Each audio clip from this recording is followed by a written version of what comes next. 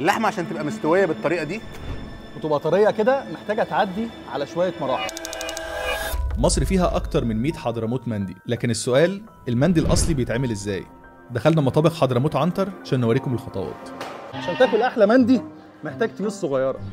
التيس الصغير مش بس طعمه حلو ولكن كمان بيستوي بسرعه. طريقة التقطيع بتأثر جدا على التسوية، ودي الطريقة الحضرمية. تتبيلة اللحمة بسيطة جدا، بس اللي بيفرق في طعم وجودة اللحمة طريقة التربية. من اهم الحاجات اللي انت لازم تعرفها هو التيس او البقر اللي انت بتاكلهم دول بياكلوا ايه. العلف هو اكتر حاجه بتاثر على جوده اللحم. كده اللحم الحضرمي جاهز على الحفره. دي اهم مرحله في عمل المندي. حراره الفرن بتكون عاليه جدا علشان اللحمه تخش تستوي على طول. دلوقتي هو طفى النار وهينزل بكل حاجه، والموضوع كله بيستوي على الحراره. غسلنا الرز 8 غسلات وينزل على التتبيل على طول. بسم الله.